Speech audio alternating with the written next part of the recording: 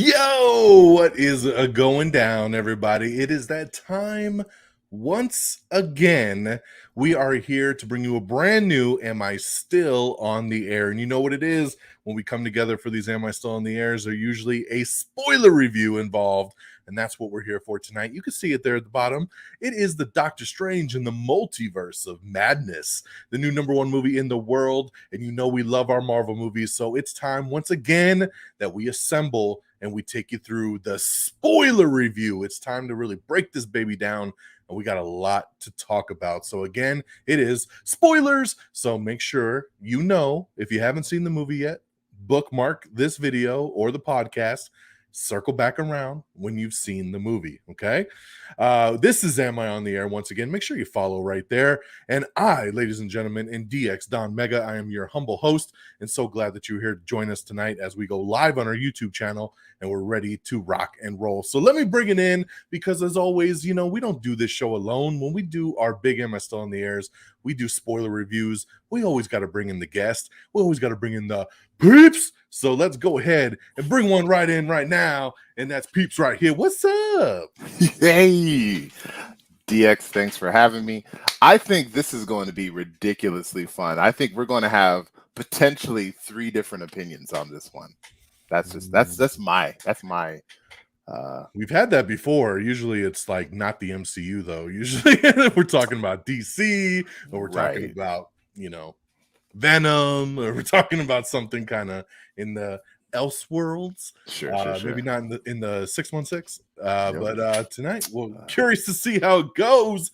And let's round out the trifecta here of the Red Dragons assembling. And that, of course, is our boy Frigginz. Hey, welcome to the show. Yes, I'm excited to be here. I am still on the air right now, and I'm hoping and happy rather that all of you guys are listening in and still on the air with us. So excited to talk about this one. I agree with Peeps. We may even have multiple versions of ourselves having multiple opinions of the film popping in here. So we'll see how it goes.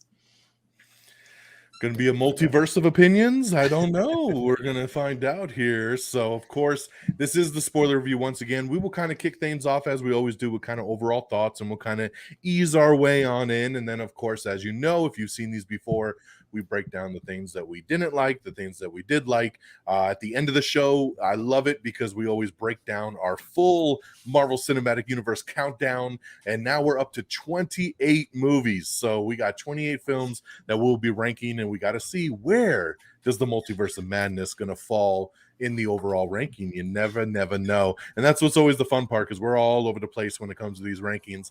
So we'll be happy to see kind of if we're aligned or if we're way off or where we go from here. So if you're listening or watching live on our YouTube channel right now, you know, jump into the conversation, add your comments, and we'd love to interact with you guys on here as always. So all right, with that all being said, so like we said, man, let's just talk overall thoughts. So this is where, you know, like I said, we take you back. Opening night, we go in, we're hyped of excitement, we watch the movie, we come out, we haven't really marinated on it, we're just we're in that heat of that moment, right out the theater.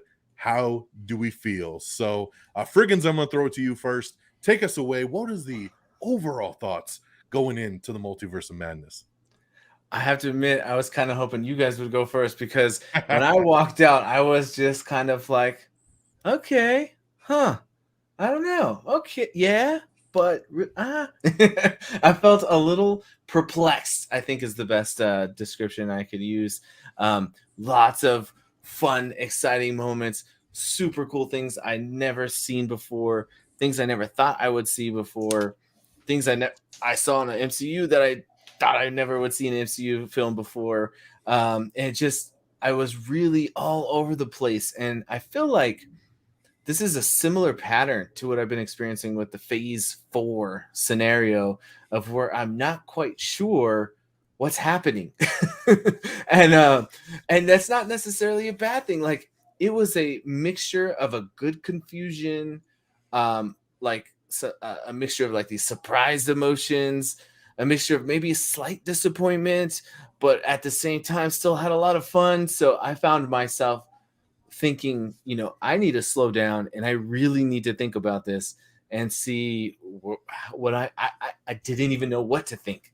I was so all over the place with that.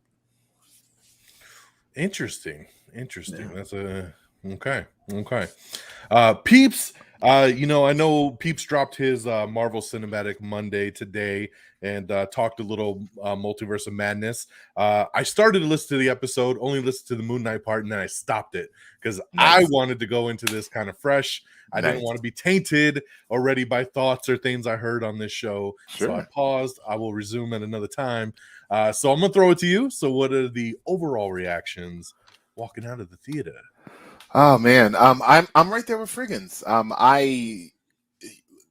My experience throughout the movie, I had a bunch of highs and laughter and moments where I legitimately jumped, and I enjoyed myself. I had a great time. But then when I left the theater, I you know, Frigginz didn't want to talk after the movie. You know, normally we, you know, sit in the parking lot and you talk for like a good 20 minutes to an hour about the movie. And Frigginz was just like, you know what, Peeps, just like, I'm out. I don't want to talk again. So, no, I was kidding.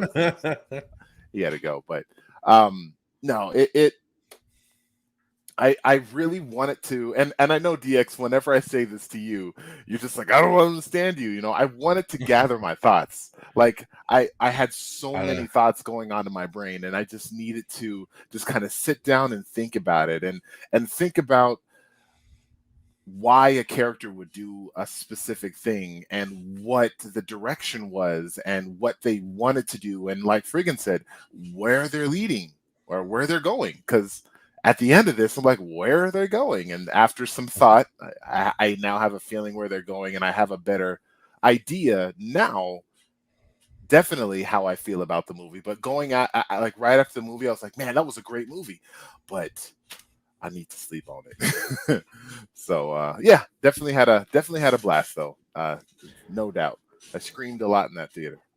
That did happen. Yeah, that's interesting. You're right, Peeps. I mean, that logic never crosses my brain.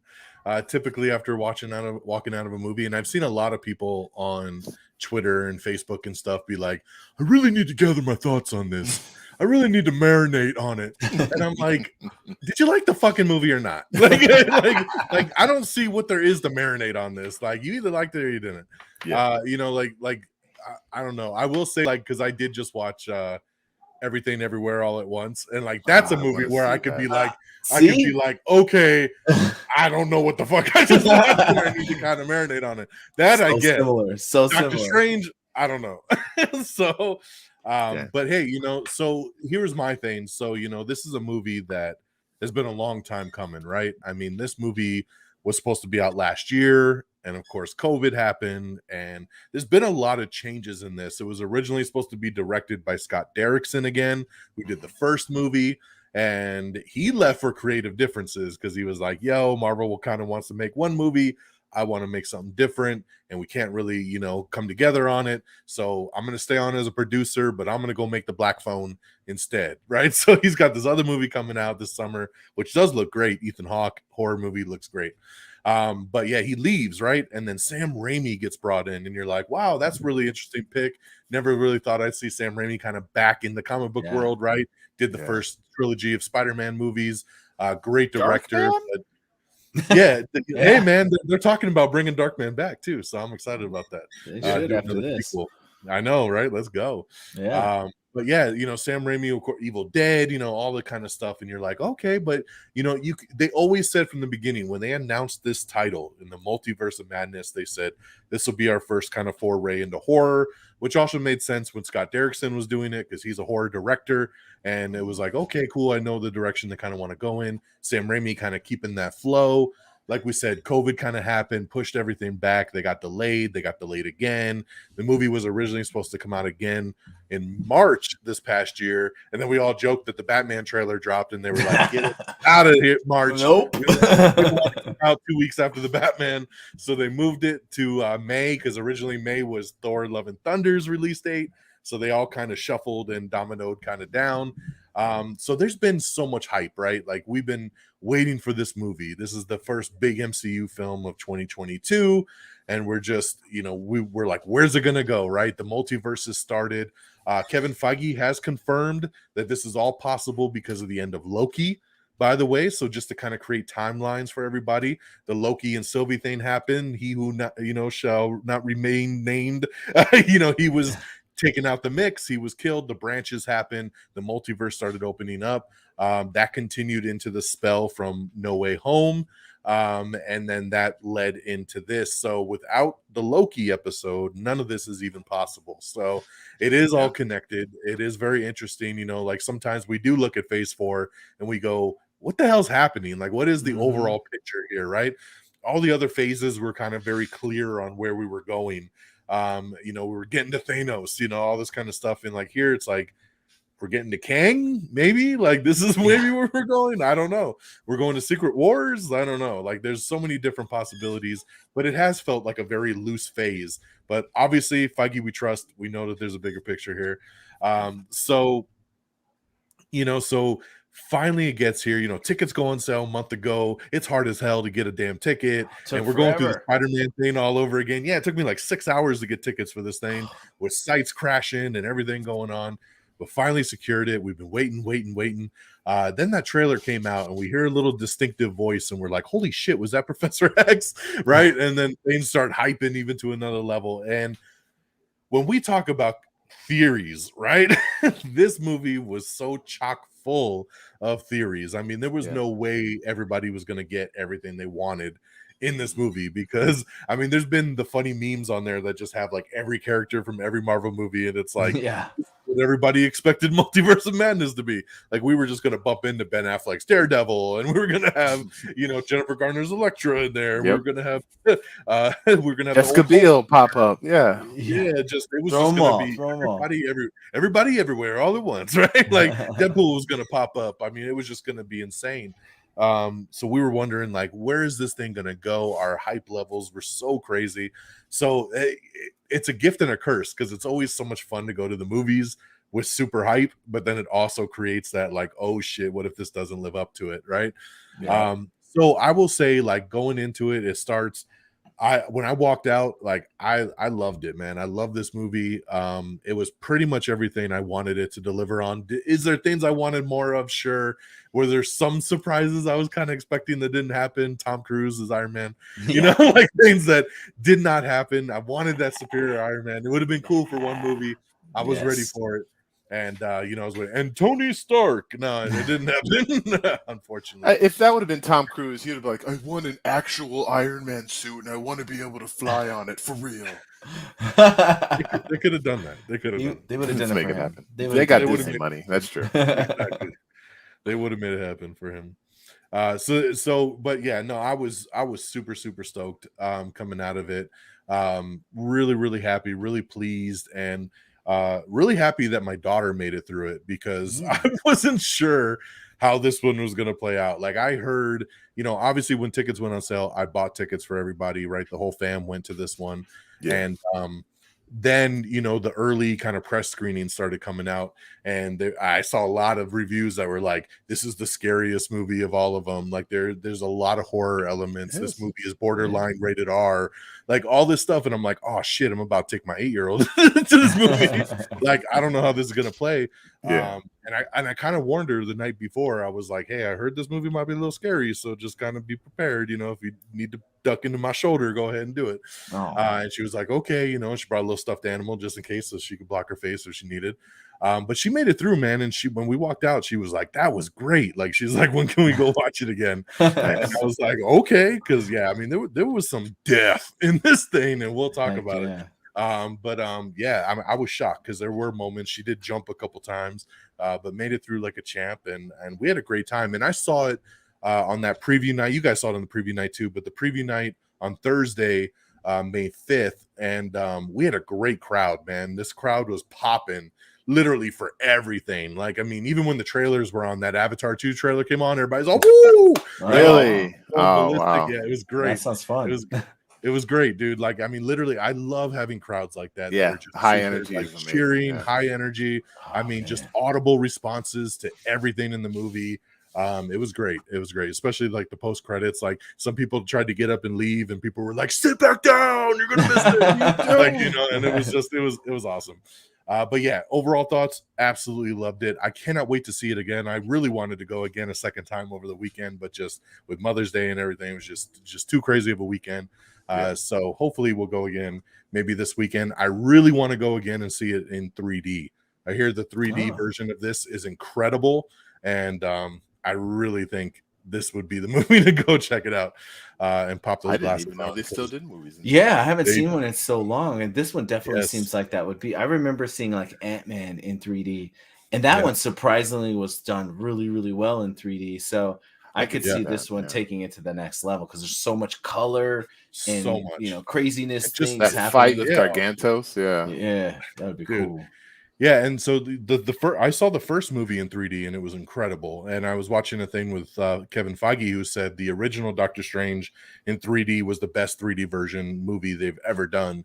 And then wow. he was like, he said this one like ties it, like really tops the cake, like of just 3D movies. So I'm really would hope to Cool. see it. Unfortunately, my wife is kind of anti 3D, and my daughter wears glasses, so she's kind of against 3D. So, so I don't know if I could convince everybody to do it, but I really want to see this in 3D, at least before it leaves theaters. So, all right. So then that's kind of the overall thoughts. So let's get into it, guys. Let's kind of start kind of grinding in. And of course, we always like to get the negative out the way first. So we'll go in with the what didn't we like? And I would like to start this one off and with a couple things that I had down. And I'm going to start with one very simple question. Where the fuck was Vision? That's just that's a very open-ended question. A couple different things here when it comes to Vision. We have a white Vision that we know is flying around somewhere that has all the memories of the original Vision. So where the hell was he? He should have been in this movie. That's where he should have been. Secondly, when we're talking about all these other universes and Wanda's kids and all this stuff, why wasn't she looking for another version of Vision? Like, this is like her love, right? Like, it was so important to get her kids back, but she was just like, fuck that dude. Like, why did we not search for another multiverse version of Vision that she could reunite with that would complete her? You know, we forget that, I mean, WandaVision turned into a lot of it dealing with the kids, but the whole original concept of it was her and Vision, like her bringing Vision back and just settling down and having this life with him, you know, alone, away from the craziness. So it really leaves me to believe, where the hell was he, right? The regular Vision, another multiverse version of Vision, the white Vision. Who the hell was the baby daddy of the kids? Like, I want to know these details, right? Like, these kids exist in all these different versions, but where's Vision, or who's the baby daddy? Like, I really wanted some more kind of closure around this. Aren't and I all think kids Vision, created with magic, Don? not necessarily. But yeah, so that's a big one for me, and you guys can elaborate on that one. Another big one for me was the typical power trope that America Chavez went through, right? Where we have a 2-hour movie of her, I can't use my powers, I don't know how to do it. And then at the very end of the movie, she's a master at it in 2 seconds because Doctor Strange said, you could do it, just believe in yourself. And she's like, yeah, you're right. Punch a star through the universe. And like, and then she's like bouncing around through universes and she's got all full control over it. Like, that drove me nuts because they've done that in movies so many times, and I can't stand that trope of someone being like, I'm 18 years old and I've never been able to figure this out, but just because someone believes in me, all of a sudden I got it. Like, and it's not only like, oh, I kind of figured out how to use it. It's like, no, now I can go to wherever Doctor Strange is and I'll bust through that universe and get him, and then I'm going to pop up on the mountainside and I'm going to save them, and I'm going to go back to Carmitage over here and get them. Like she just, it was a master at it. Like, no problem. She could fight Wanda. Like, it was too much for me. So I gotta equate this to some rock climbing. All right. So I do rock climbing, right? And we go off to these routes that are like really, really hard. Everything's rated. So you have this like hard climb, and you can get like 5 or 6 people all trying to work the same problem, and no one can figure it out, and everyone's falling off of it. And finally, one person gets it and it clicks. And then everyone after that will just start going after. We call it a send train. And so you get the send train going, and everybody just starts getting to the top. Boom, boom, boom, boom. And all it takes is that one change of thought, that one thing that like clicks, and everyone says, "Oh, I see it now." And so I think that's what Doctor Strange did for her. Is he flipped that switch, and she said, "Oh, I see it now," and she was able to climb that mountain and get to the top by punching Scarlet Witch. Not just that, but you have to understand, like, she's a kid, and that same power in her mind killed her parents. So she has this like doubt, and she doesn't want to use the power again, because what if she does something equally as bad? So She's she holding doesn't back. want to get to know her powers, because in her mind it's a bad thing. But I do see. Yeah, I don't believe that. Like she straight up was just like, I can't control it, like the whole time. It wasn't, I don't want to use it because I'm scared. She never said that. She was like, I can't control it. I don't know how to control it. I don't know. I only seem to open portals when I'm scared. Like, you know, like she that was the whole problem for me, was that she was very adamant on the whole, I don't know how to do this. I don't know how to use it. And then all of a sudden, of course, in the big battle at the end, she's a master. Like, and I just don't like that flip. Like, and I understand for time's sake, you know, like we already have a 2-hour movie. Like, we're not going to sit here with a montage of her trying to learn. But Like it would have been training. nice. It would have been nice to maybe earlier in the movie to see Strange working with her on it. Like, hey, envision this and try this. And maybe she's like, you know, kind of like the whole thing. Like, maybe she starts to open it, you know, and then she's Think like, oh, pizza balls. I can't control it. I can't control it. Don't try again. Focus, you know, focus your mind, you know, and then, okay. Like, and then she finally clicks it at the end, you know. That would have almost made more sense than just the whole like the whole movie of like, wait, I just randomly go places, and like, and then it's like, well, you need to control it right now. Okay, I got this. Like, you know, so I did like the okay, go ahead. I was just gonna say, you're not wrong about it being a trope that's used over and over and over. That much I will give you. Like, regardless of whatever explanation you put on there to excuse it, movies do that all the time. Yeah, especially superhero movies. Yeah. I don't know how to use my power. How many times have we seen that in TV shows and movies? I did like, though, kind of the roundabout connection at the end, though, of you know, that you know, hey, if you think about it, your powers have always taken you where we needed to go, kind of a thing. That she was kind of subconsciously, you know, aiming it right, you know, and just wasn't, you know, even though she didn't know she was controlling it. But like, I like that kind of connection of like, think about it, every time we jumped, we went somewhere we needed to be on this journey. Yeah, you know, and I actually thought about that during the movie. I'm like, of the multiverse, how did she know to go to the one that has the one Scarlet Witch that's going after her? Like, that's a little too convenient, movie, but they touch on that, so I thought that was pretty dope. Yeah, very much so. And then just really the last note that I have is I wanted more. I had it in my mind that this movie was going to finally give us our mutants, right? And understand mutants and where it comes from. And I expected this moment like between Professor X and Wanda, where he was like, let me explain to you, let me tap into your mind and tell you what and show you what you're missing, right? You are. You know, and I was like, come on, here it comes, and nothing. Like, we didn't mention mutants again. That word was not uttered. It just, that was a disappointment for me, because I really felt like they were going to go the route of like, let there be mutants, and it was going to be this whole, you know, big thing, the whole big boom that was going to bring it into the world and into the MCU. And none of that really happened, and that was unfortunate. So just there's a minor gripe there just for me personally on the mutant side. Since we finally got Professor X in here, I felt they were going to tie it in with Wanda, and we didn't get that. So but those are my 3 big gripes. So Vision, mutants, and the power trope with America. So I'll throw it over to you, Frigginz. What were some of the things that maybe we did not like coming out of this?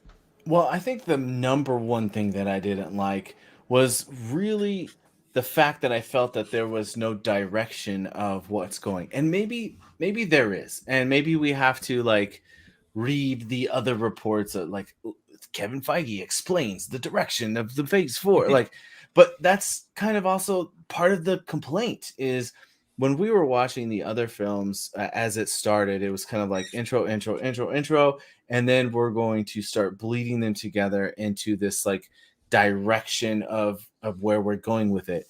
And so those were explained movie to movie to movie. And although a lot of the individual movies had their own points and storylines, it also connected into something bigger that was happening. So I really struggle with this concept of where are we with phase 4? What is phase 4 all about?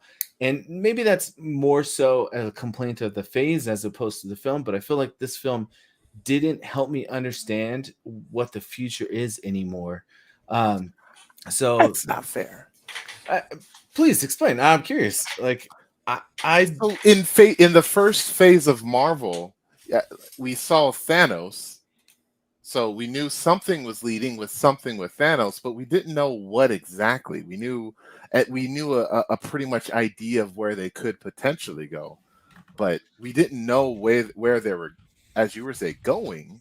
so And if this phase is going to work in the same trilogy that the normal phases were, like we still got 2 more phases to go before we're going to get to that big event that you're saying that we're building to, right? So like we're still in the first phase of this. I don't know if we can.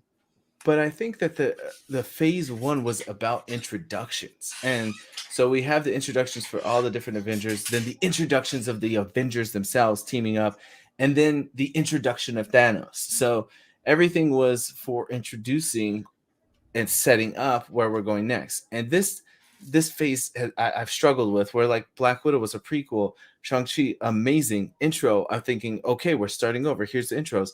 But then we go into like all the MCU films, and then now, or I'm sorry, TV shows, and then I can't even remember what else. Oh, Eternals.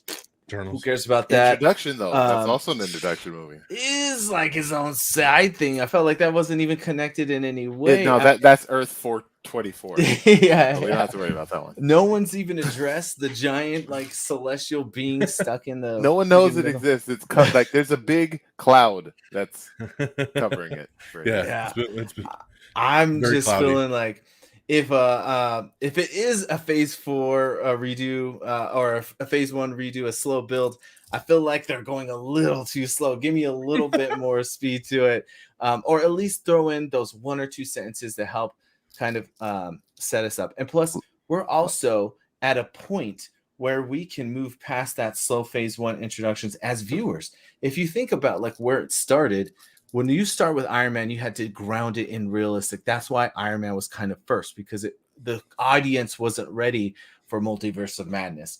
And we built to that point. And I think we now, as the audience, think about everything we were looking forward to as Doctor Strange. We were looking forward to the multiverse. We were looking forward to the other characters that were going to pop up and how that impacted. And so I think that this, especially with the trailer, builds so much overhype for all the things our imagination is wanting and grasping for, but it didn't really deliver. So that carries into my second complaint, is that I feel like it didn't deliver fully on what was promised through the trailer or whatever.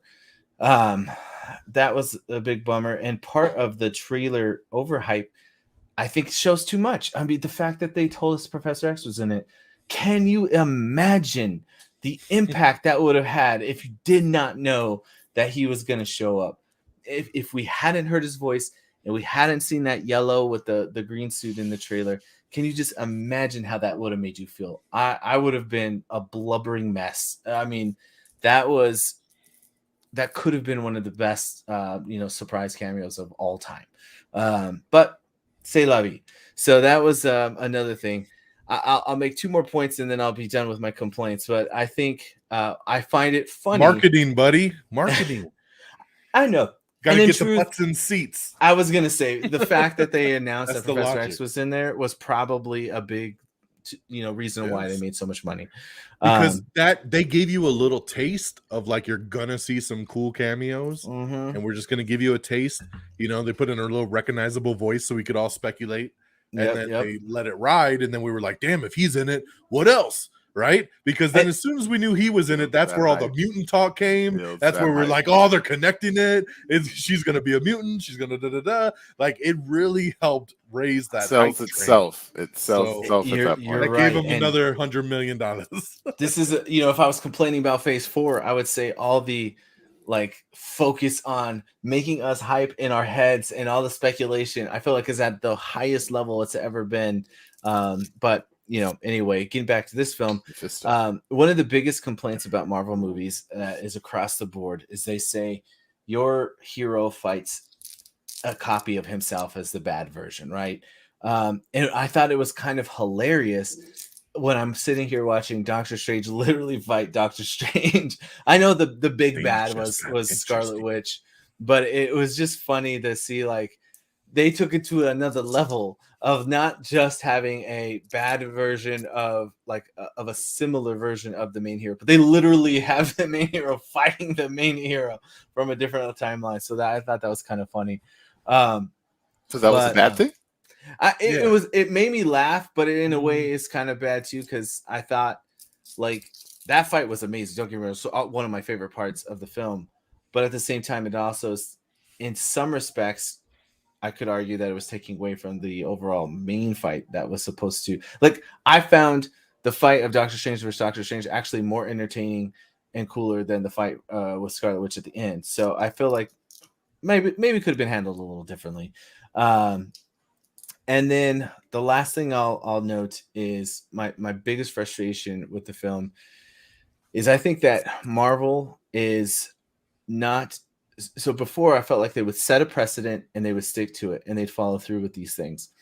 And I feel like now that we're not capturing any precedents that are being set, and I'm super confused about the rules of the world. And what I mean by that is when I see Loki and we talk about variants and we talk about alternate timelines that are created.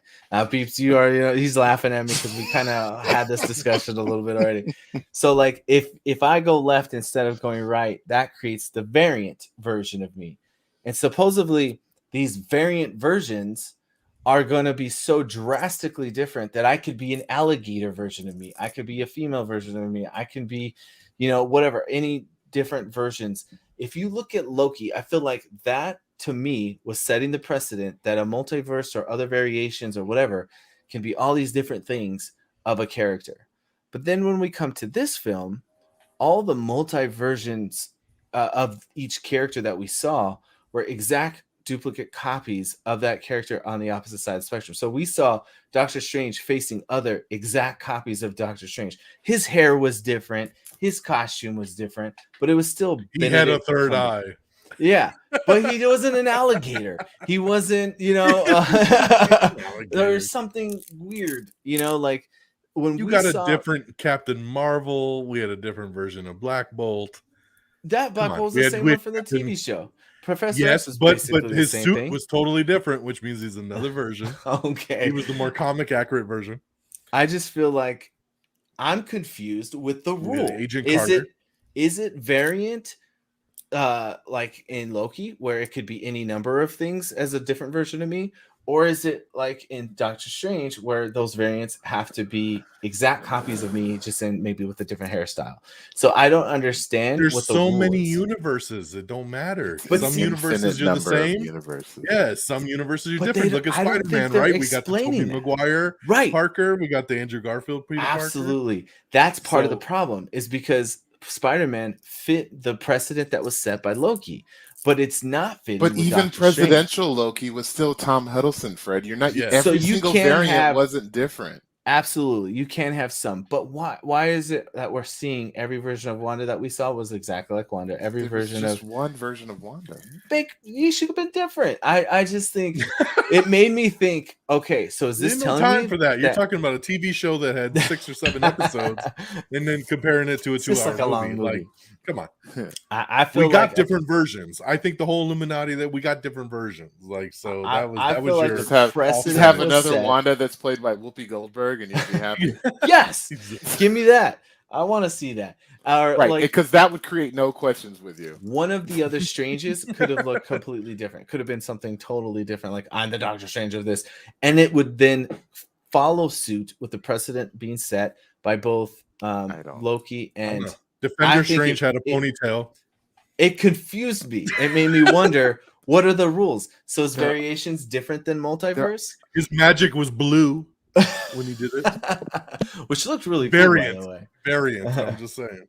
It's true. I see here in the comments, it did not have the budget for 50 different cameos. You're There right. you go. There you go. But I'm telling you, they had a pretty good budget because those graphics are dope.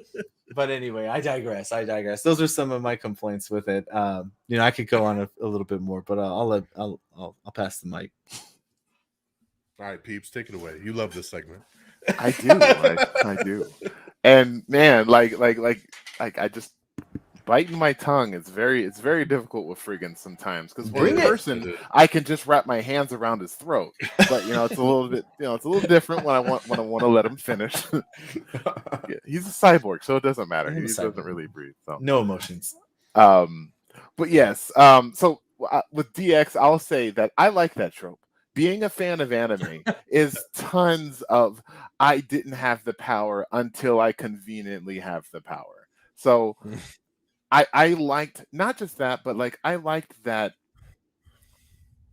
they didn't go with the classic, like Frigginz was saying, strange versus strange, big battle, lasers going all over the place. There's a big laser going in the sky.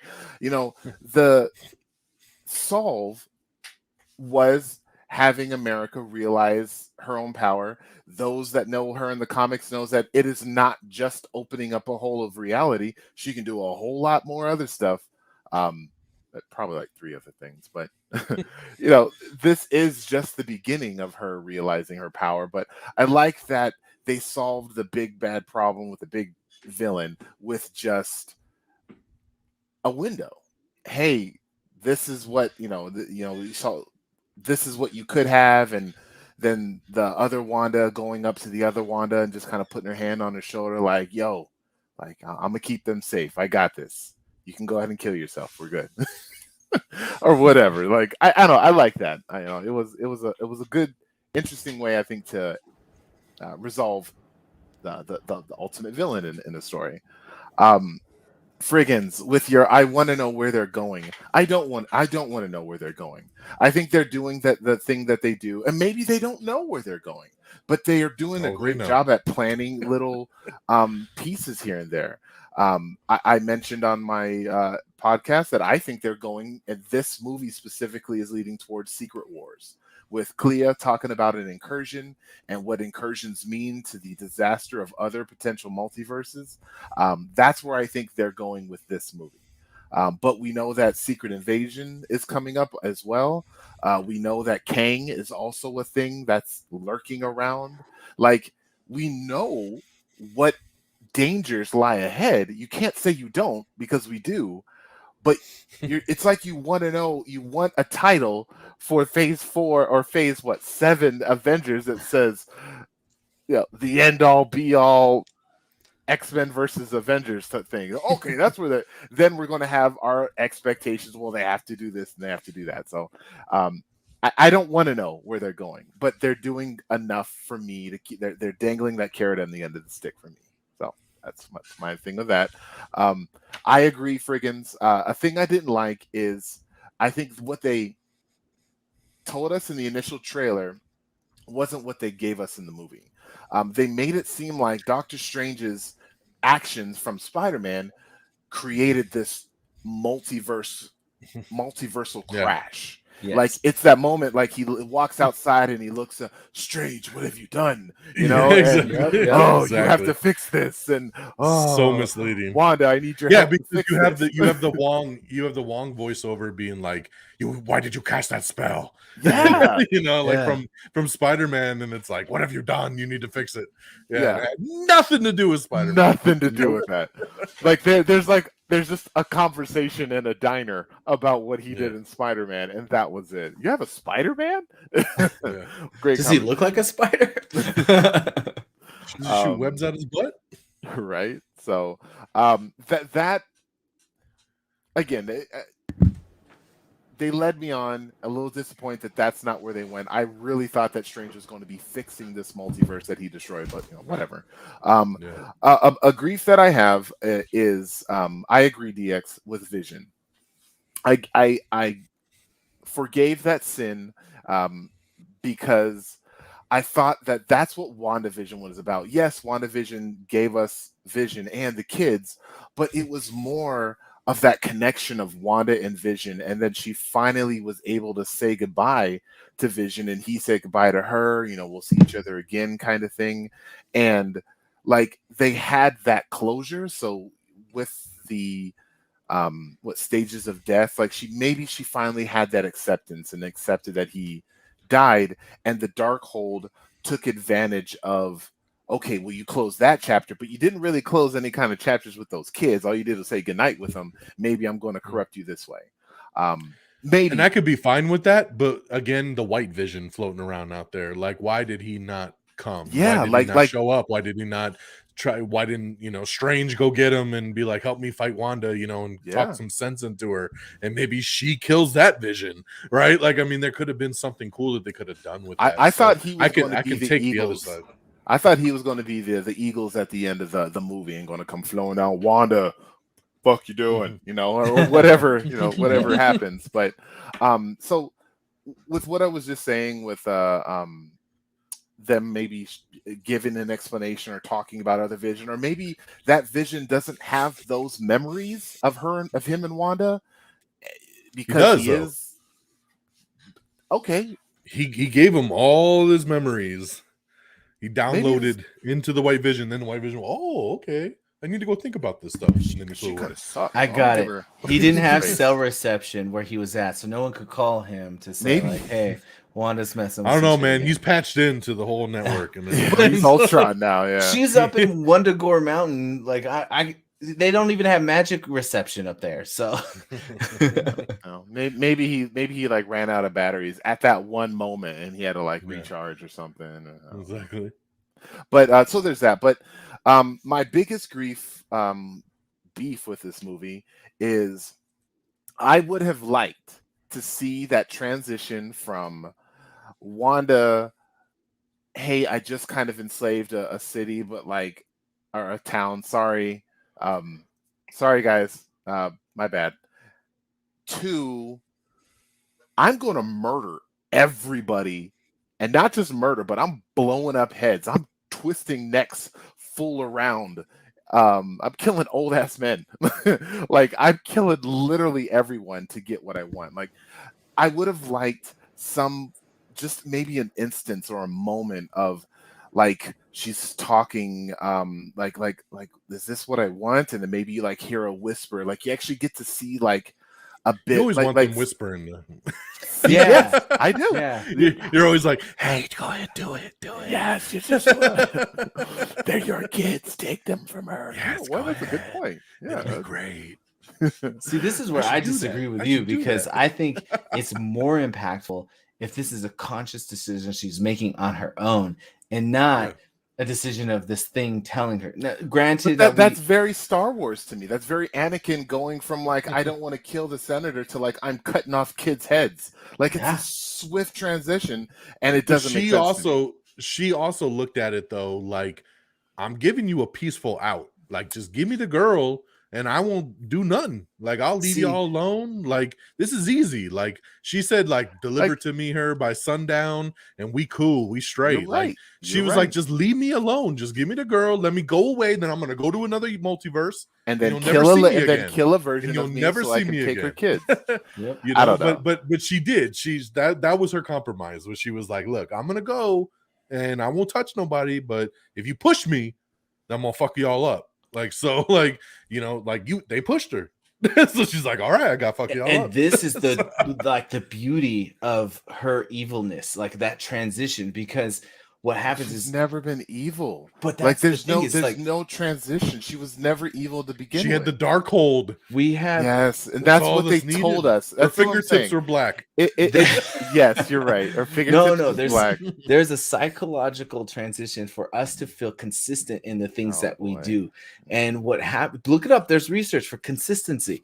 And when I'm watching a movie, Fred, I like to see show don't tell is what I like to see. She was Show me that she's corrected or corrupted outside of like snow burnt fingers and them saying, oh, but like I will admit they did show where she went to at the end of WandaVision, the land, and how the land had been corrupted by the dark hold, and it was like red. Everything's red, right? Yeah. So it has to be evil. All decayed. Yeah. And that's the time that she had been spending getting eviler and eviler. And I think that consistency of I did these bad things and I have to be consistent with what I'm doing. And then, but I don't, because every villain doesn't see themselves as the bad guy, right? Like even Thanos thought he was doing what was right. And so for her, she didn't see herself as a bad guy. She was saying, I'm going to use a manipulation tactic and say, right, if you get hurt, it's your fault. I always go back to like The Simpsons and Lisa spinning her hands like this. And I'm going to walk at you. And if you get punched, it's not my fault. And then Bart's like, well, I'm going to kick. Or it might be reversed. And then, you know, so it's like, if you don't get out of the way, it's actually your fault. But in reality, she's throwing the punches. So like, and twisting the heads off old men. Exactly. It just kept escalating and escalating and escalating. And that's how it starts. I hear what you're saying. Fair. And I understand it. I still wanted to see some form of the book corrupting her. Maybe the book's floating behind her with like a Necronomicon talking. Face, like, come on, Wanda!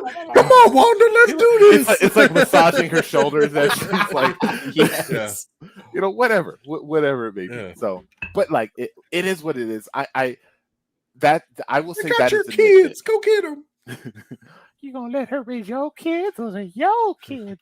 I don't know. I'm okay with it. It's a small nitpick. And the rest of my beefs is, which I'll talk about probably a little bit later, are things that I wanted to happen that didn't happen. And DX, you already touched on a lot of that stuff. Like this, you know, the Super Bowl ad, you know, our brains just started cooking and throwing that classic WandaVision Mephisto. This is what must happen in this movie. And it didn't. Yeah. And that's not any fault of the movies. It's mine. No, so it's us. Our minds go crazy. Yeah. Whew. And those are some good negatives, though. I see the point. I mean, we're over here just throwing jabs, but you know, everything that you mentioned, I think is kind of going back to a lot of what I was saying, as far as like, just give us like little explanations and say, you know, 6 months later, so you get, you know, or something like that. So you want them to say, so everyone looks different in the universe? Oh, you know, it's kind of depends.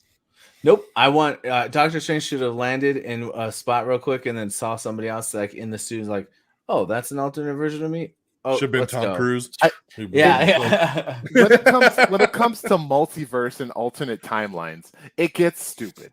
It truly gets dumb, and there's really no way to say there is one rule. That's why I think you're reaching for something that doesn't exist. Like, you want an explanation on how a tractor beam works. Like, it's not real. It doesn't work. That's but right. like, you want them to say, well, at least tell me it reverses gravity and pulls the ship forward. You know, I think I could pinpoint why this bothers me, and because when we see John Krasinski as Richards, I wanted to know if that is a hint. Spoilers, everybody. Spoilers. Yeah, this is a spoiler review. Spoilers. I wanted to know if that is a hint that he is our Reed Richards in the MCU, or I don't care. Possibly. I don't I care. want to know that. And so Why? because the Like- rules are inconsistent, I can Yeah. if Who cares? That gives them an out. that Yeah. gives them an It out. gives them- Like if he doesn't want to do it anymore, he's not locked in. So then Frigginz is like, but you were in Multiverse of Madness. That's not, it makes no sense. You're I guess supposed to be in the MCU. Like, why can't it be the Reed Richards from the Josh Trank movie or from the other version? Like we saw Definitely in not from the Spider-Man, Josh Trank. other actors can come back and reprise their role. I see is that Eddie point. Brock only Topher Grace, or is Eddie Brock only Tom Hardy? Like, I don't care. I guess I'll have my answer when we get the final Fantastic Four. I think that that's film. all you want. You just want to know who's gonna be Reed Richards. Yeah. I dig it, man. Did we like anything about this film, Don? Oh my Well, let's God. go. Let's change Right. gears, man, because we Oh spent my way too gosh. much time. And honestly, a lot of this shit's nitpicking, like I said, especially Yeah, for it me, is. because I love Big this time. movie. So these are just things that kind of bothered me, but it doesn't take away from the movie, y'all. Mm-mm. So what we love, man. So I'm gonna say right away, obviously the Sam Raimi-ness. Like, I'm gonna go into that, Agree. right? Like, Agree. we are 28 movies into the MCU, and honestly, a lot of probably 25 of them are very formulaic. There's a very certain style, there's a very certain way that the MCU tells stories and the way the MCU shot. This was truly a horror movie. We saw kills, we saw murders, we saw ghosts, we saw demons, we saw spirits, like we saw Squids. monsters, we saw these things that we've never seen in an MCU film before. This took us down a road that we have not been to in the MCU. And it was awesome because you still had a character like Doctor Strange, and you had Wong, and you had the very bright color palette, and you had things that were familiar, but then you also tied it into all these different things of the multiverse, but obviously giving us scares and giving us jumps and giving us unique things, man. You know, Fred, you talked about the Strange versus Strange fight, right?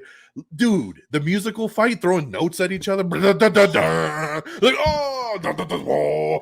Like, just that was awesome, man. Like, very unique, very stylistic, and I love that. Like, I really want to spend some time on the whole Illuminati thing. Like, this obviously was one of the biggest things going into the movie. Like, we knew there was an Illuminati. We knew Professor X was going to be one of them. And we were wondering, who are these other characters going to be, right? We see, Baron Mordo come back, Chiwetel Ejiofor from the first movie. He's awesome, right? And at first you think like, oh, we're friends. Hey, Steven, good to see you. And then he tricks them, captures them, Something and was then going on with that. Yeah, that dude's yeah, no good. yeah, it was good. But then, he puts them up on the stand, hey, you got to talk about your crimes, and we're going to talk to the Illuminati. And of course, it had been rumored that we were going to get Captain Carter, right? That we saw first in Marvel's What If. We saw that there was a broken version of her shield on the poster, and were we going to actually get Haley Atwell in live action? And we did as Captain Carter, and she was awesome. We got the like we said, the other variant version of Captain Marvel with Maria Rambeau, which was great to see her coming back from the first Captain Marvel movie. So you see a different version, different variant, so to speak, there, Fred. And then of course, dude, Black Bolt. Like, we had speculated, we were like, who's gonna be on this list? And Black Bolt's name always came up, and we were like, if they do Black Bolt, maybe Vin Diesel, right? Like, we're gonna do something different, right? It's gonna be a different version of Black Bolt.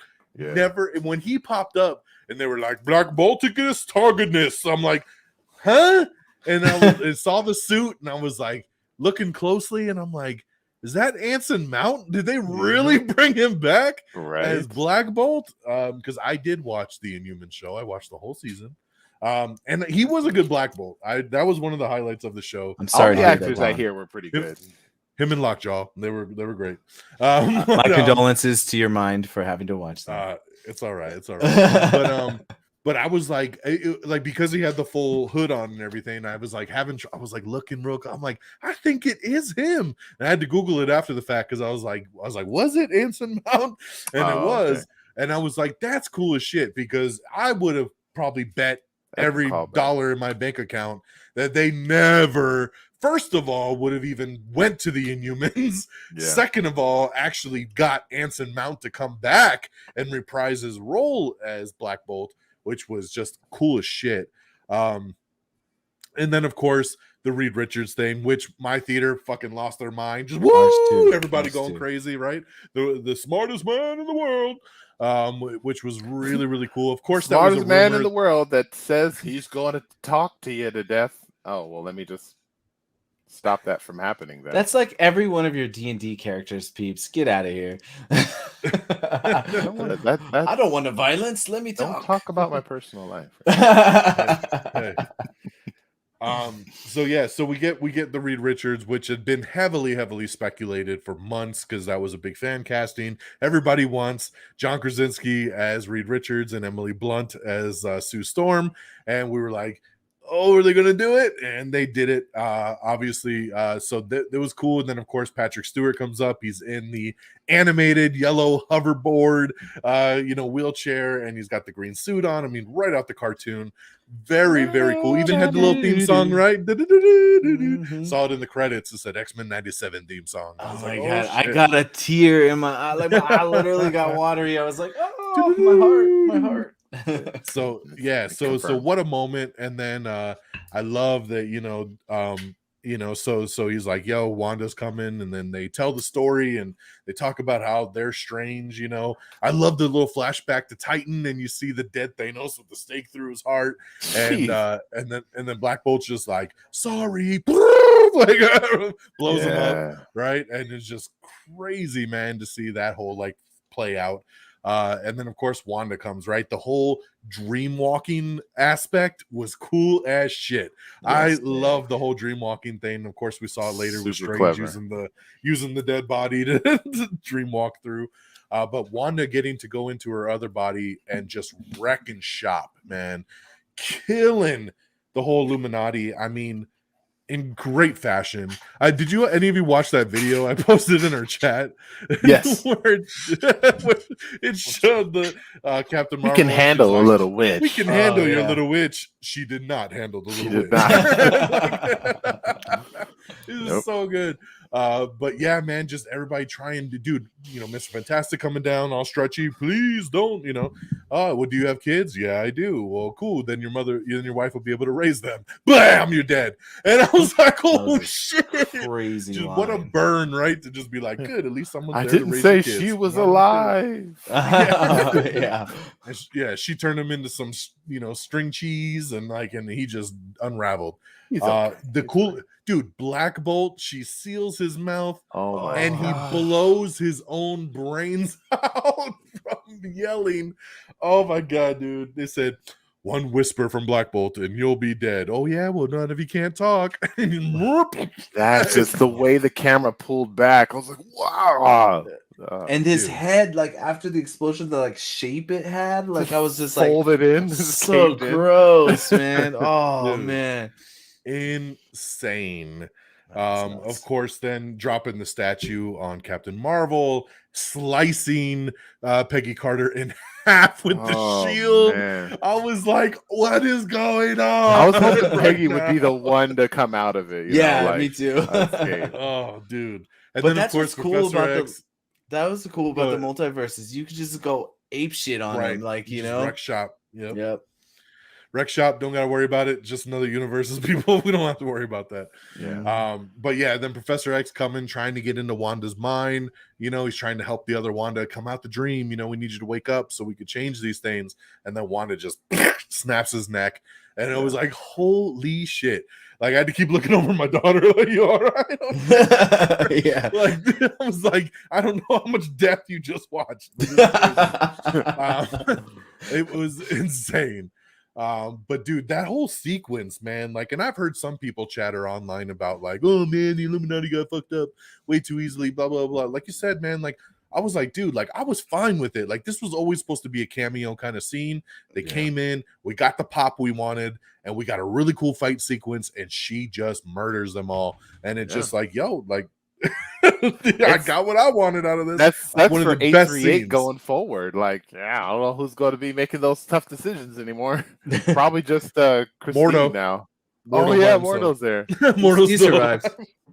Yeah. I mentioned this on my podcast. Like he's just going to recruit all the B tier, like Yeah. heroes now. It's gonna be like Hawkeye and Ant-Man. Yeah. There you go. So that whole sequence, one of my favorite things in the movie. We talked about the musical fight. All the action sequences were just phenomenal, man. I mean, starting right off in that weird multiverse where they're trying to get the Book of Ashanti, and and they're fighting the bands of Sidica or whatever. That was crazy. Obviously fighting the one-eyed octopus. Just and how gangster was it? Strange, man. Like he's at the wedding, right? He sees the damn octopus. He's like, oh, okay. He takes a little sip and he's like, woo, with his little cloak right off the balcony and just like transforms into Doctor Strange. It was great. Classic. I don't know about you guys, but I kind of like was hoping that he's like, I'm gonna go to the rescue, and then like Spider-Man swooped in and like stopped it, and he's like, okay, never mind. I know this movie's definitely lacking some Spider-Man. Yeah, he would struggle with that one. Again, it's the middle of New York. Where the hell is everybody? There's a lot of superheroes in New York, man. Yeah. Why are they all fighting these things by themselves? But yeah, so really the horror elements, the different uniqueness of it being in the MCU, the visuals, the fights, the multiverse. I mean, the introduction of America Chavez, which again leads me once again to saying, man, we're really building towards those young Avengers, right? We've been almost every single show. We've been kind of introducing. We got like 20 of them now, and we got we got the little Patriot kid from Falcon and Winter Soldier, and we got Wanda's kids if they decide to come back in from another universe when they're older, right? And we got Wicked and Speed, and we got Miss Marvel coming out next month on Disney Plus, and I mean, there's so many, dude, that it's just like Keith Bishop. Yeah, yes, Keith the Bishop, mac and cheese. So yeah, I mean, it just. Dude, so much cool shit, dude. This movie just visually stimulating and entertaining across the board. Loved it. So I won't gush anymore. I'm gonna pass it on so you guys can talk about your highlights. Fred, what were the big things that stood out to you? Oh my gosh. I mean, you had talked about the music fight. Like when I saw those notes coming off the piano music paper, I was just like, this is something I never knew I wanted. And I absolutely love this. I thought that fight was just a standout situation. It was so cool on a level that I did not expect. And to cap it off with him using that like one note and like flinging that note at the end, that was just absolutely amazing. And I really appreciated the subtlety in that scene too, right before they started fighting, where like our Doctor Strange was like, who did this? And the other guy's like, we don't have time for that. Let's just go on. Because I wanted to know who did that as well. I was like, come on, tell us. Drop Galactus. Drop like whatever name it is. Mephisto. But I thought I was still waiting for Mephisto in this thing. Yeah. This was the perfect movie to drop some Mephisto. He should have showed up somewhere. And speaking of like Mephisto, demons, devils, and those things, the zombie Strange was again like something I never ever would have thought of or asked for. Yet it was something that I absolutely loved. Every aspect of that, like the horror element of him coming out of the kind of coffin or grave or whatever, and then that like control of the demons, turning him into his cape, just absolutely fantastic. I thought it was. And Don mentioned the raminess. And when Zombie Strange talks like every other zombie in like in every like evil, they're all like pirates. That's my jaws knocked off. So that was super amazing. Another thing that I found really fun and cool was not only like I know of America Chavez, but I haven't read a lot about her. So I was she blew me away. I thought she did such a great job. She was such a cool character. And I really loved the graphics of how they utilized the star thing, because like in the comics, you see these just random stars. And like, that's kind of silly, but the way they designed that was awesome. And I especially loved like every time she made an impact in something, that star would like, when she punched the glass, it ended up being in the shatter of that form of the star. Where she like landed on something, it was the form of the star. And I just thought that was kind of a cool little detail that followed her around throughout the entire film. So that was really fun. And I will also note that I really appreciated seeing a bad guy origin in Wanda, right? And the more I thought about it later, I was like, wow. So like WandaVision was the beginning of this origin for the evil version of Wanda, and this is where it leads us to. So I thought that was exceptional. We Didn't we get that from WandaVision? I mean, I did, but like it was like the path. But I at the end of WandaVision, when you see her like doing with the Darkhold, I was like, maybe she could still be saved. And then and then we get into this, and you're like, oh yeah, that's not happening. So that I thought that was really cool, especially since we almost always are used to seeing the origins of the heroes. I thought it was kind of cool to have this like connection where and for the show to have actually connected to a film in such a way that that's what I was going to say, man. We finally got the Disney Plus universe kind of working towards a movie, right? Yes. Not the other way around, that we're always just like, oh, here's somebody from a movie in the show. We finally got that alternate connection. That's something to where I strongly believe with this movie, like, you need to watch WandaVision. Like, this is one that, like, a lot of people have asked me, like, like, hey, I haven't watched the movie yet. Like, what is there anything that I should watch first? And I'm like, you should watch WandaVision. Like, straight up. Like, I feel like if you went into this like only watching the movies, you'd be kind of confused on like, why the fuck is she all evil now? Like, it's kind of odd that she would just all of a sudden look the way she does, have the powers she does, and be doing the evil things that she does. And then you'd be like, kids, where the kids come from? Like, I don't know, man. There's a big gap missing if you just jump over the show. Yeah, and you literally went from like Endgame of her being like, you took everything from me, to Thanos, to all of a sudden in this just being evil, like pure evil.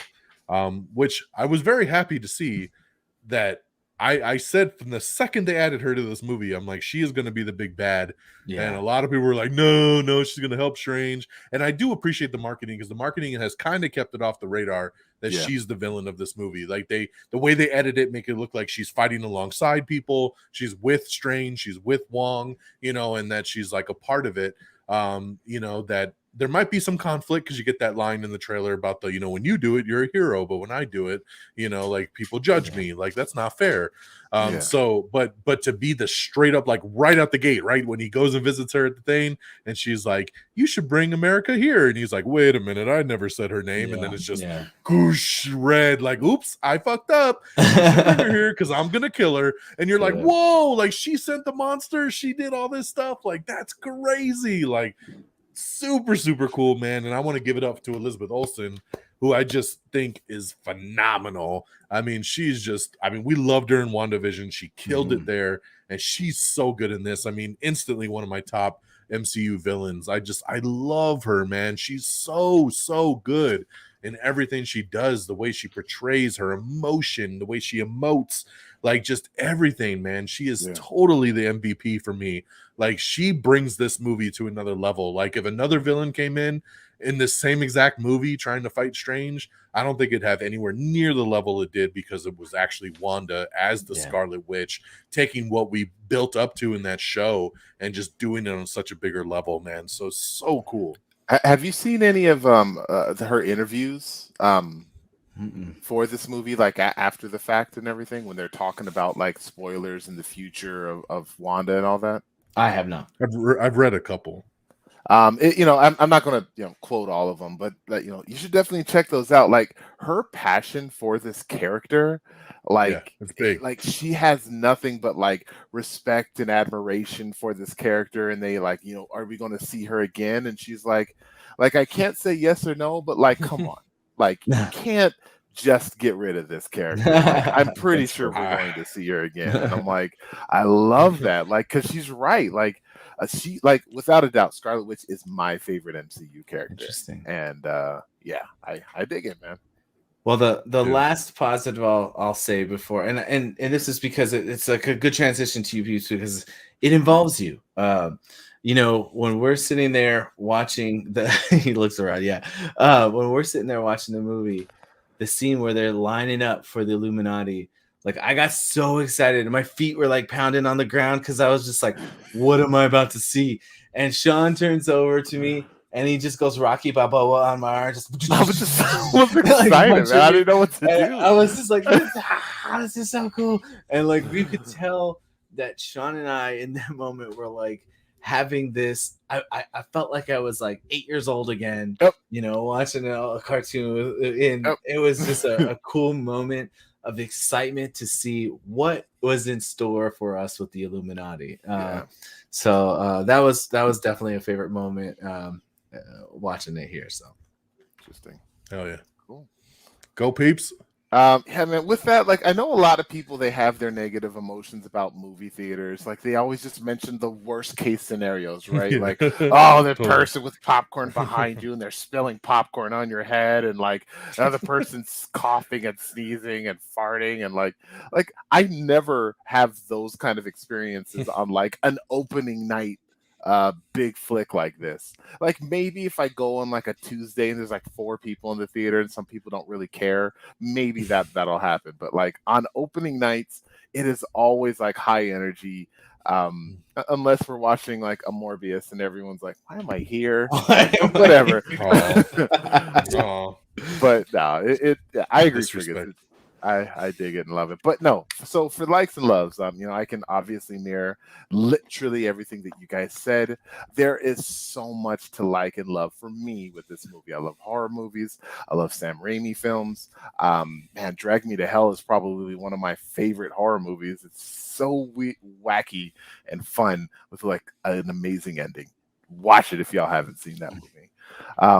But yeah, the Wanda versus Illuminati, the dream walking, just the idea of the dream walking, like they're in a different dimension. Is she just going to send a bunch of monster kaiju puppets after them? No, she's just going to literally come using the body of an alternate version of herself. It's so freaking cool.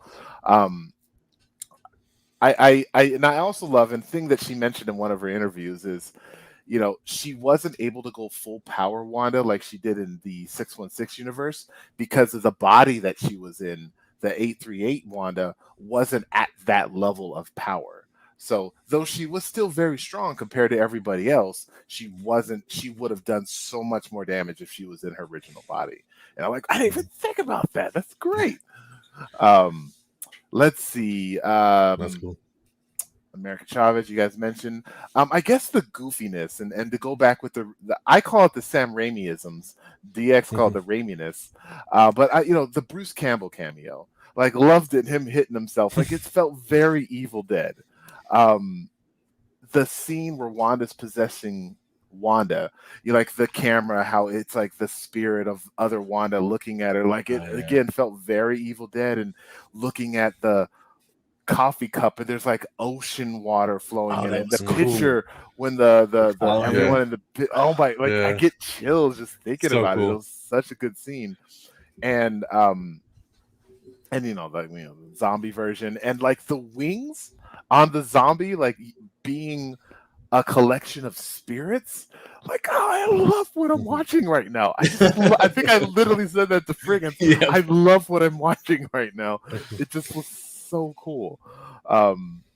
In terms of the scary elements, you know, Strange pulling the eye out of the Gargantos creature. The whole theater was like, I thought it was just going to poke it. You're going to see some eye juice come out, but they straight pulled it out. Did the little pop. Yeah, exactly. It bounced a couple times like a ball. Like, oh my gosh! I was like, they really went there. Yeah, my daughter goes, "Is that really what your eyeball looks like if it comes out?" So yeah, pretty much. If you're a squid, yeah, it does. Yeah. But like I will say, the spot on eyeball. The very end, which is not an end credits, I know we're going to get there, but the very last scene of the movie, when Strange is like, you know, and I'm like, what's happening? Is he going to be teleported? And then when they showed the eye, like, I was like, I wanted to scream, but like I was so terrified at that moment of what I was watching. I was just like, ah. It was a great moment for me. I loved it. Just my skin was crawling. It was so eerie. Oh, that eye every time it's going to pop up. It just doesn't look right. Anyways, Yeah. but no, really good scene. Wanda still using her mind control that she did from the original Avengers. Like that callback. Yeah. Oh, I loved it. Yes. Like, you know, she's that's why I said around. To Geeky Pat. I was like, oh shit, like in Age of Ultron. Same thing. And she appears behind the kid and oh, that was so down the shield. Right. That was awesome. Yeah, I love that moment. The fourth wall breaking, you know, Wanda kind of looking at the camera right when she got possessed. It's just like I loved it. Yeah. So yeah, I mean, I will literally say the whole movie. I loved the way. Yeah, it's hard to pinpoint on stuff. And Don, I think you mentioned like maybe no one did, like the traveling through the dimensions and how many videos people are going to talk about. Well, if you pause it here, you can see that this is the Raimi universe because of the billboard or whatever. Apparently the Living Tribunal appears in one of those. Yeah, I saw it. Which I didn't. Yeah, it's like the first one that they break through. Yeah, it's one. The first or second you can see the big statues. Yeah, the three heads. So man, just cool. And you know, you don't want to get stuck in the paint universe. It's so weird, man. It's such a fun scene. So well, one thing we didn't mention was like the romantic connection aspect, and how, you know, with Iron Man we had I Love You 3000, but here we have you I Love You in Every Universe, and I was just like, oh, so sweet. That was beautiful. But also like this version that he finally was able to connect with, like sewed that additional design on the back of the cape, and he got that back, you know, with him. So now he'll have this like this piece of her for as long as he has the cape, right? Because it's got that little blue patch that she fixed and put back on the cape. So I thought that was cool that he's got this little memento from this connection he built with this other version of her in this other universe. And then like just the character growth moment, you know, like him actually fixing the face of the watch and just kind of putting it away, and then finally bowing to Wong. Like it was a joke for so long, and I never thought they were actually going to get there, but for him to actually do it, it's like, wow, all right. But I think that was obviously to steer us away from thinking, are you okay?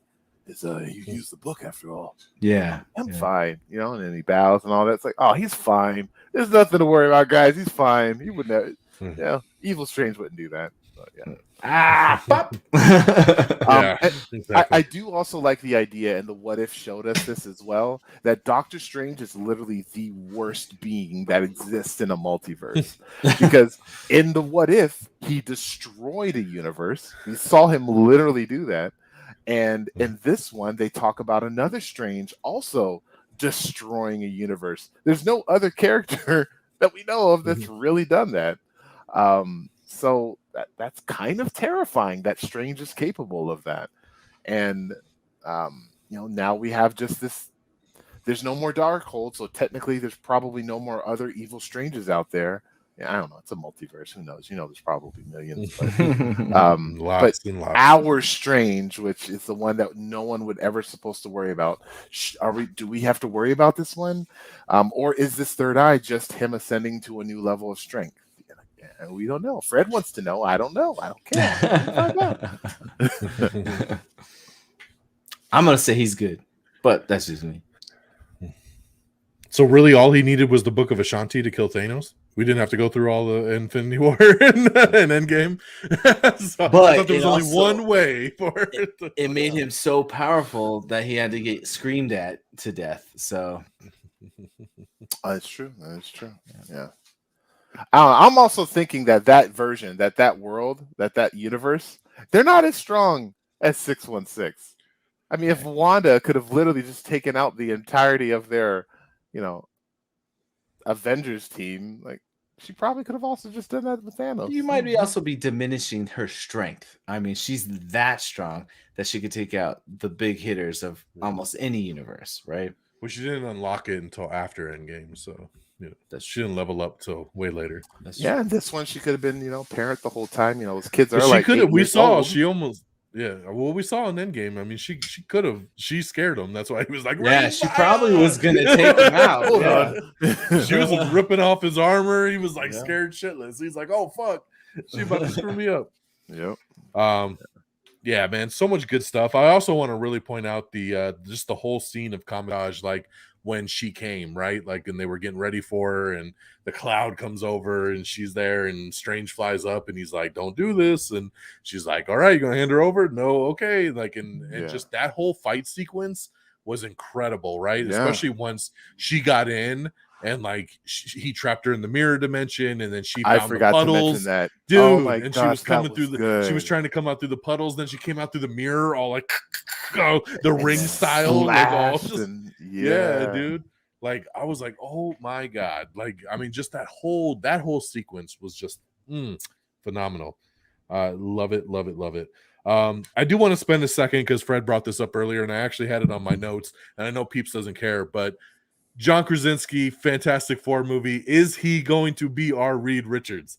Make your guess. I say yes because I think they're setting a precedent. Okay, Peeps, what do you think? I do think yes, they are going to put him in going forward. I just don't care enough about Fantastic Four, and even this version of Reed, I was blown away that the fact that the meme came to life, like that, blew me away. But outside of that, like he didn't really do anything, and I'm not excited to see him in any. Like it just didn't give me that a meh character with John Krasinski's great and everything, but like I don't know, it's just like putting like ketchup on pizza. It's like two good things I like, but like I don't. I'll try it. I'm open. Let's do it. So I'm stoked. I think he has like the perfect look for the perfect Reed Richards for me. You might look at old school Reed Richards and you say he's clean shaven and everything. The newer comics, he has the beard. He looks exactly like that. So I actually prefer a bearded Reed Richards. So right, he can't shave. Like that's the thing we cannot. Impossible. Happen. So. we gotta have bearded. He's gotta be bearded. Yeah, he looks a little weird without the beard. I know that when the rumor first started, they were saying he was going to be kind of like a one-off variant version, right? Just because he was the fan casting, and it was kind of like, hey, we're going to give the fans what they wanted, right? It's going to be a quick scene. He's going to come in, shoot a cameo, be done. And I still think it could play out that way, but I have a feeling that because of the reaction to this movie, and I think maybe they haven't locked him in yet, and I think maybe they did film this as a hey, it's a one and done, but we'll give you a call and we'll see if things change, kind of a thing. And then the reaction has just been so hot from crowd reactions across the world, everybody being really stoked on it. I mean, like I said, dude, my theater fucking applauded. I don't know if your guys have made any reaction, but I mean, that's cool as shit. So that's gonna get back around, and I think they might be like, well, maybe we should do this. Hey, what are you because doing it could still be a different, like he'll have a different suit, right? Like he'll be a different version. It's not going to be that one. Like he'll have a different suit. I don't think he'll have the kids, like how he said I had kids. I don't think he'll have the kids. It'll just be that early version of the Fantastic Four, so we get a different kind of angle on it, but it's still that Reed, and I still think he's the aerospace engineer that we heard about in WandaVision that we never got fruition on. So what if his death, they're doing like a Kill Bill, creates like the Franklin Richards of the 838 universe to be like, who's responsible for this? They're going to pay. Because for those of you that know, his son Franklin is like omnipotent level strong, and he could maybe have caused that incursion, maybe that Clea's talking about later on, within a different time. I don't know, but just let that marinate for a second. See, and here lies the problem with Phase 4, because we could come up with anything. You could maybe it's until we saw that Infinity Gauntlet, we had no idea where Phase 1 through 3 was I going. don't know. When they showed Thanos, it was kind of like, oh, Thanos is coming. Yeah, he's gonna. I thought that. Yeah, but I also thought Thanos was good. We also thought Thanos was going to be the big bad for Age of Ultron. It's true. But It's true. they stretched it out for another phase, and then went way bigger with it. So Yeah. I don't know. You never know. All right, well, let's get to the mid and post credit scenes as we always do, kind of wrapping up this discussion. Of course, our mid credits, which was the main one here. You've heard the name Clea come up a couple times from Peeps over there.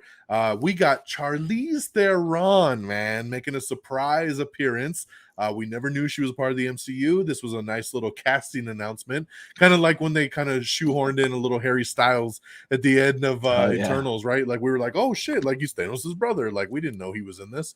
And then so we got Charlize Theron. She kind of pops out. It was funny because Gigi Pat thought it was Blink from the X-Men when she first came out, because she was all cool. Doing the little portal kind of jump thing. She was perfect. And and I was like, I don't know, man, they would whitewash Blink, but I was like, I think it's something else. But we'll see. But yeah, so she ends up being Clea, who of course comes from the Doctor Strange universe. She in later comics, when Doctor Strange dies, she becomes a Sorcerer Supreme. She's mystical as well too. Her uncle is also Dormammu, and she comes from that dark dimension. So very, very interesting. Very interesting storytelling to bring her in a sequel like this, because we haven't heard about like instant plans for a Doctor Strange 3 or anything, but it's like, but to get somebody like a Charlize Theron to play this character, that means they probably got some big plans here to use her before then, which makes me think we're going to see Doctor Strange again soon. We're going to see her soon in some crossover event or something that they're planning before then, which could be very, very interesting. But yeah, she pops out and says, oh, there's been this incursion and you made it and you need to come help me. And of course he's like, all right, whoosh, cloak, let's go. And the third eye pops open and everything, and they jump in, and you kind of see that dark dimension just like the first Doctor Strange movie. And you see everything kind of floating in the background. So very cool, very interesting kind of first kind of mid-credit scene here. So Fred, what'd you think about this one? Honestly, I didn't care. It was it was super cool to see Charlize Theron. I'll give that. Like I was like, oh crap, they got her.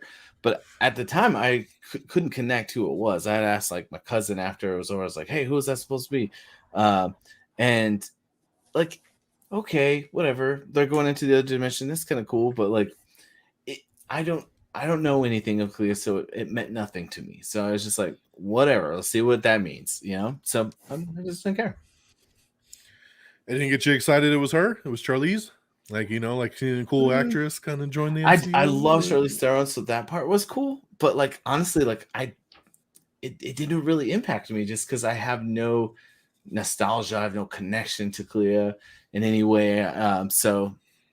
I mean, it's just cool that it's Charlize Theron because I like her. Yeah. So yeah, honestly, like really just meh about it. That's interesting. I mean, I wasn't familiar with the character before this either. I had to kind of look into her, and but it's still, I was excited. I mean, I'm always excited for a new character, especially played by a great actress. And it just again made me very excited for the future. Like, where are we going with this? What's the next step? So regardless if I knew her character or not, it was exciting to kind of see another step in the further direction. I think my problem is that we always keep seeing these other smaller characters that nobody knows or nobody cares about, when all we want are these other bigger characters that there's tons of that everybody wants. Like, look at the Multiverse. That sounds like a Black Knight to me, and you were very, very interested in the Black Knight. Very excited about Black Knight. He was an Avenger. So nobody gave a shit about Black Knight. Nobody. Nobody. That's fair. That's fair. Peeps? All right, Peeps. Would you have any thoughts of this scene? I mean, I'm with Frigginz. I mean, it hit me on the same level as the Harry Styles cameo. We're like, that's neat. And it's neat that they're doing something else.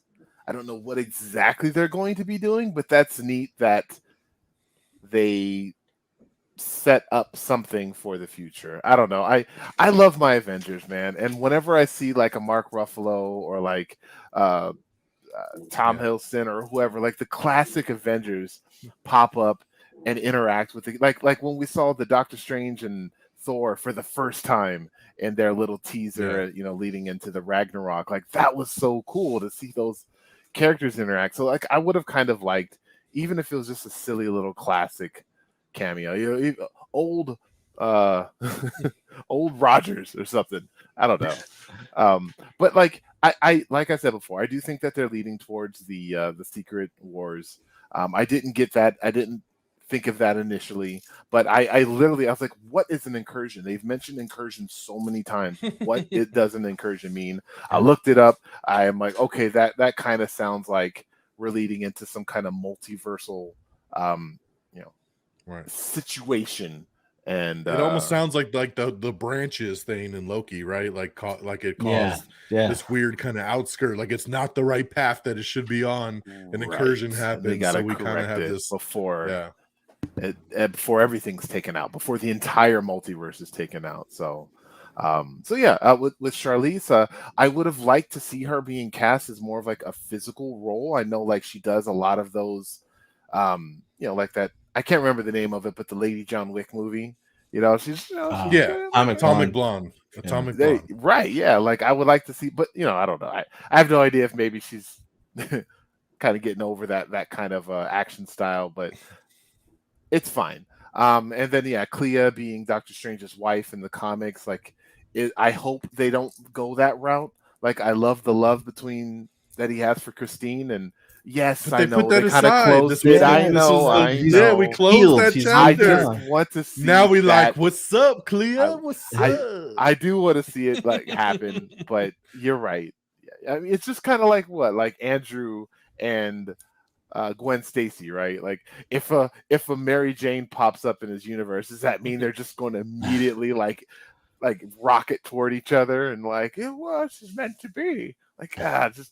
I don't want it to be forced, is all I'm saying. That's it. I don't want them to start the next movie. Hey, honey, you did really good with that last blast. Pew, pew, pew. Oh, honey, you know, it's fine. Like, oh, I guess you do the there's a dishes now. Yes, of course I did. Did you shut the oven off? Of course I did. It cuts back to the apartment. Yeah, he's like, of course I did. Wong standing there with like a fire extinguisher. So, but yeah. All right. Well, the second, our final scene after we waited through 7 minutes of credits was a gag scene, and honestly, like I gotta laugh, but at the same time, it pissed me the fuck off because I'm just like, yo, like I hate sitting through. Like we only get so many of these movies. I'm like, utilize the 2 damn scenes. Don't give me a gag after I've waited 10 minutes through credits. Yeah. Just to see. So we had gotten a little gag earlier in the movie with the Bruce Campbell cameo where Doctor Strange put a spell on him. So he's been punching himself for 3 weeks straight. And then the spell runs off and then he's like, it's over. And then it's like done. And it's just like, really? What the fuck? Which is horrible. Anything like all he wanted was her to pay for the thing that she took. Exactly. Now he's got food to is free himself. here. No, it's not. It's not free. Now he's got to punch himself for 3 weeks straight. Like, wow, dick move, Strange. pretty fucked up. Don said it all. I'm so sick and tired of these stupid after credit scenes. Like I'd rather there not be something than something like this. Yeah. Although I will say there's a lot of Bruce Campbell fans out there. I've been seeing a lot of stuff on Twitter about people like really enjoying that. But I was just like, I was mad that I didn't get up and leave, and then I had sat there and waited for it. And I kind of like yelled at one of my friends that saw it before us. I was like, why didn't you tell me to leave? Yeah, that's the big joke. He's like, ha ha. Yeah, literally. Yeah, he said if I had to sit through it, y'all gonna you have to sit there. That's fair. I would exactly. Don't you leave. Oh, yeah. My, you know who laughed at it the most was my daughter. She was like, she thought that was so funny. Oh, She's nice. like, it's over.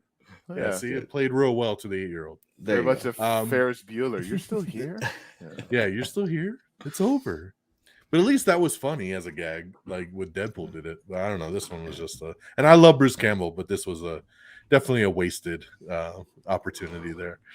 All right, talking, box office, we always talk about, how well did we do over the weekend, for an MCU film when it opened up. So boom, Doctor Strange and the Multiverse of Madness grossed $187 million in its debut to land one of the biggest openings of all time domestically and the second best of the pandemic era behind Spider-Man.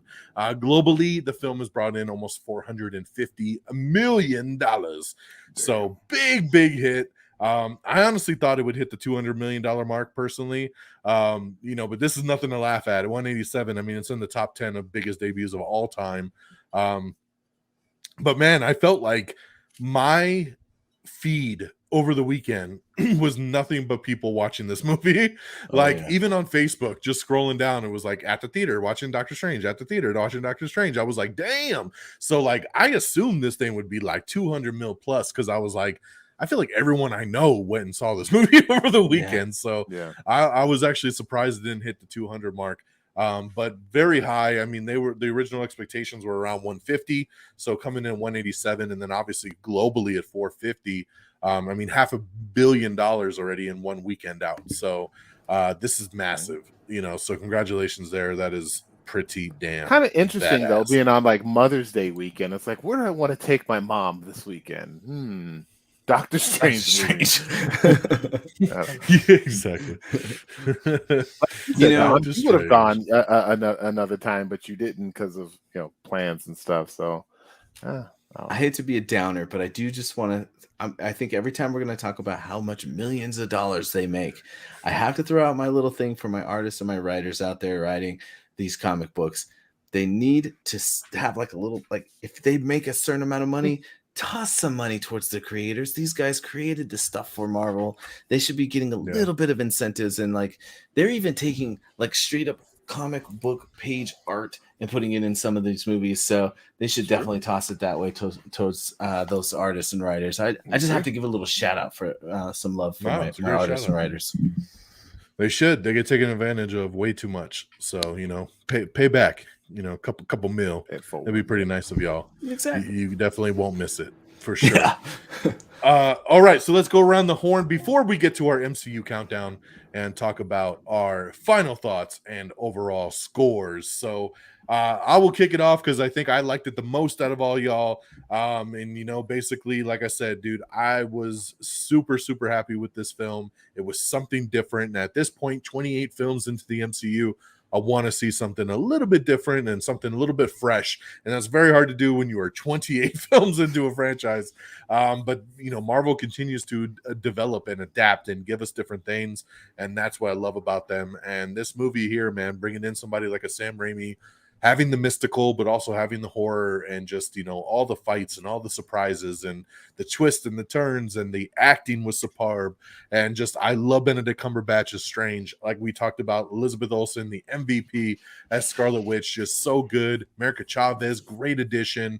Wong, always awesome. So just some great stuff here. I absolutely loved it, and it would be a 5-star for me. So falls right in line here when it comes to the MCU. So that's my final take. I'll pass over to Frigginz. What's your final thought and your score?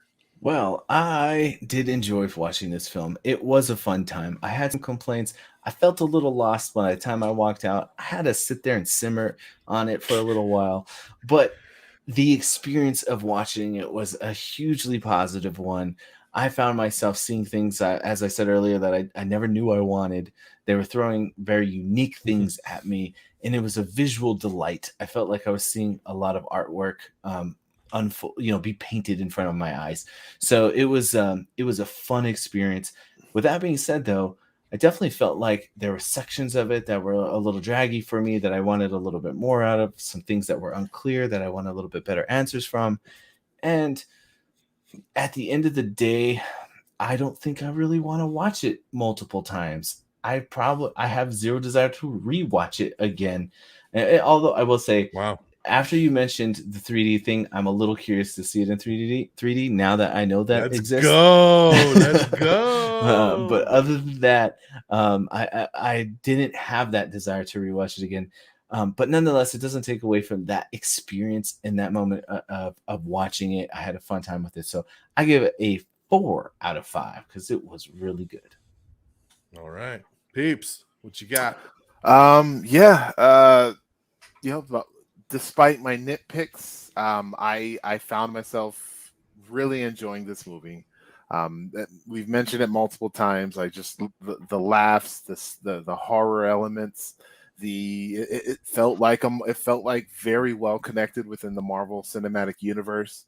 It gave me enough to be excited for going forward. It didn't kill anybody off that I didn't want killed off. I don't care what y'all say. Wanda still, she's okay. She's just hanging out. You didn't see a body, so she ain't dead. She's hanging out crushed. with Koba. It was crushed. That's why you didn't see a body. There was fine. nothing left. She just dropped a whole mountain on herself.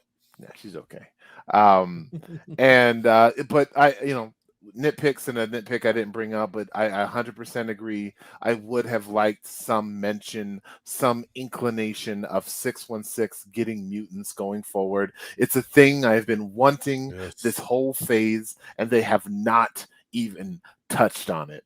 And for that reason, it's.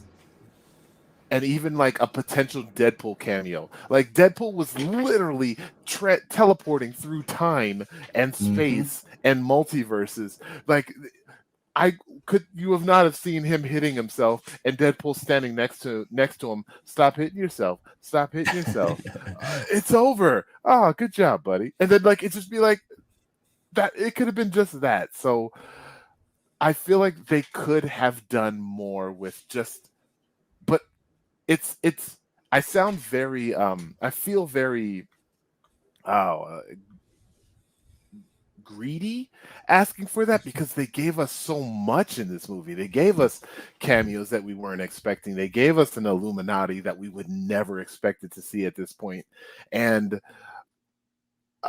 it's rough. It's difficult for me. So but because I am stuck in that zone, I'm giving it a 4.5. I know DX how you feel about halves, but like I'm right there. I want to give it a 5, but those little like that the mutant, and even Inhumans, we saw both a mutant and Inhuman, and we still have no inclination if mutants or Inhumans exist in 616. True. So you could have did something there, but they still can. And so yeah, 4.5 out of 5. And I'm excited to see where else they're going to go going forward. So. Yeah. The Deadpool cameo I would have just liked is just real simple as they were going through all the universes, and you just have a Deadpool be like, like he just watches them go by, and he's like doing that look with the squinty eye, and the big eye, yeah. It's just a quick, just like and then they could have just CG'd that. They didn't even need Ryan Reynolds. It would have been all good. That would have been awesome. Like, there he is. Wait till you hear Peeps' description on his episode. So if you haven't listened to People's Forum today, go check that out. He has what I thought was an amazing Deadpool cameo idea. You had me cracking up in the car listening to it. So nice. I'll have to check that out. All right, guys. Well, something that you all been waiting for, and that's the MCU updated countdown. Like we said, whenever we do the MCU spoiler reviews, we always like to end the show with our countdown of the Marvel Cinematic Universe. And we're just talking about the movies. We have not filtered in all the television shows into this. They kind of belong in their own thing. Maybe we'll start a list for TV shows. But the actual movies, like we said, 28 films. This is the 28th film in the MCU since its debut. And we always like to go around the horn and count these babies down and see where the new movie lands. So without any further ado, I'm going to turn over to Frigginz. I'll let you begin. All right. Run them down. All right. I have to tell you guys, if you're keeping track of the things that I have put on this list from the last time, there was some big movements recently. I just went over and redid all these things. And things I had higher. Without watching any of the movies again, he just that's not true. Everything. I watched a lot of them over again, but I haven't watched some of them. Spider-Man. Not Spider-Man. That's for sure. So there's been some pretty drastic changes here coming up. So you always do this to me. All right. Well, yeah, you're gonna have to make some adjustments here, Peeps. The bottom 4 has not changed though. Number 28 will remain Iron Man 2. Number 27, Iron Man 3. Thor: The Dark World. Incredible Hulk. Number 24, Captain Marvel. Number 23, Eternals. 22, Avengers: Age of Ultron. 21, Ant-Man and the Wasp. I know you just the fact that you have Ultron so low fucking kills me so much. Like every time. Okay, but it's so good. It's so good. Deserves so much more love. I think I'm on 20. So that would be Spider-Man Spider-Man 2. Far From Home. Number 19, Black Widow. And here's where Doctor Strange, the Multiverse of Madness, sneaks in at number 18, which shifts my 17 to Doctor Strange, the first one. I do think I enjoy that one more than the second one. Number 16 is the first Thor. Don't at me. I like that movie. No. It's a whole ton of fun. Good movie. Number 15, Ant-Man. Number 14, Guardians of the Galaxy Volume 2. And I think this is where I'm going to start losing some folks. Because Spider-Man No Way Home has yeah, there you go. Spider-Man No Way Home has dropped down to 13 for me. Wow, that went from 7 to 13. Big drop. And he's only seen it one time, so I think it's a very unfair drop, and you need to go watch Spider-Man again. I think because it deserves your rewatch. Because I've only seen it one time. Like I have watched Black Panther more often than that, and I'm just like, every time I watch Black Panther, I like that Spider-Man movie more. Just came out. You can't compare that to Black Panther. Wait. Well, speaking of Black Panther, that moves up to number 12. Good segue. Number 11 is Thor Ragnarok. Okay. Number 10 is Captain America: The First Avenger. Number 9 is Shang-Chi. I have watched that movie a million times since it came out. Saw it in the theater like 3 times. Absolutely love it. It's dropped 2 levels. It did drop because in some rewatches recently, I had to give credit back to some of the ones that I had put it below.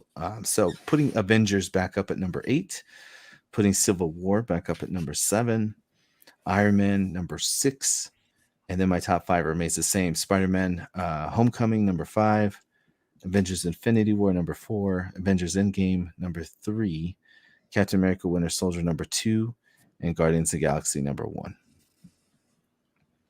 And that's my list excluding the TV shows. What was your 7 and 8? 7 is Civil War, 8 is Avengers, the first one. Oh, okay. And that's my top 28. Okay. There you go. Peeps, run it down. All right, let's run it down. Boy. All right. 28 is Iron Man 2. 27 is Thor 1. 26 is Iron Man 3. 25, Incredible Hulk. 24, Captain Marvel. 23, Eternals. 22, Thor. 21, Captain America: First Avenger. Number 20 is Black Widow. Number 19 is Avengers Age of Ultron. Sorry, Don. 18 is the first Doctor Strange. 17 is Thor Ragnarok. Sorry, Don. 16 is Ant-Man and the Wasp. 15 is Ant-Man. Then we get to 14, which is Captain America: Civil War. 13 is Spider-Man Far From Home. 12 is Spider-Man Homecoming. 11 is, this is adjustment from me, is actually Black Panther. So Black Panther is no longer in my top 10. So that's a big change. Number 10 is the original Iron Man. Number 9 is the original Avengers movie. Number 8, Shang-Chi. And number 7 is Multiverse of Madness. Woo! I'm surprised it broke the 10. Yeah. That deserves a 5-star right there. 4.5. I bet you all these other movies are 5 stars. Yeah, see, thinking you're like, oh, he's thinking about it. 5-star movies. Why the fuck did I give it a 4.5? It is number 7. Number 6 is the top Guardians 10, of the Galaxy. 5-star fucking movies. Number 6 is Guardians of the Galaxy Volume 2. Number 5 is Spider-Man No Way Home. Number 4, Guardians of the Galaxy 1, Volume 1. And top 3, I think we all share the same, is Endgame. Oh, no, actually, Don's is a little different. Yeah. But my number 3 is Endgame. Number 2 is Captain America Winter Soldier. And my number 1 is, and will probably always be, Infinity War. Exactly. Yeah, those top ones are hard to beat. Okay. All right. Well, Peeps' list is a lot better than Friggin's. So, Mine is the correct one. and now here's the definitive list for all of you out there paying attention. All right. Number 28 is Captain America: The First Avenger. That's weird to me. Number Go ahead. 27 is Iron Man 3, which is way worse than Iron Man 2. I hate that you all put Iron Man 2 at the bottom. Number 26 is The Incredible Hulk. Number 25, Black Widow.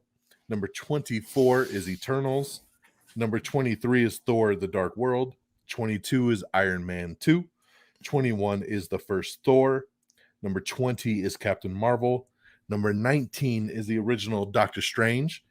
Number 18 is Ant-Man. Number 17, Ant-Man and the Wasp. Number 16, Black Panther.